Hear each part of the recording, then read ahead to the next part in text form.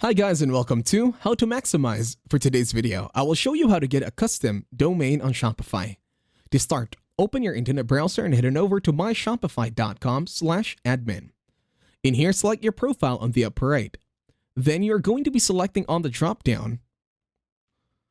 The other option is to select Online Store on the left corner. Once you are now here, select the three dots on the upper right of your online store themes. Then go to Settings. Once you are now on Settings on the left corner, scroll down.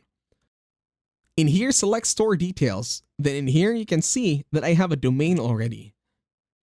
You can also buy a new domain by clicking on the green button.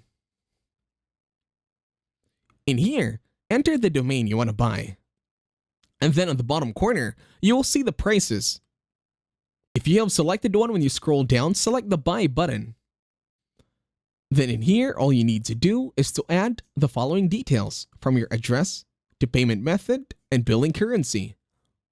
In here, just buy your domain. Click on Buy, then everything should be good. And that's it. Thank you very much for watching. Please leave a like, share, and subscribe to the channel.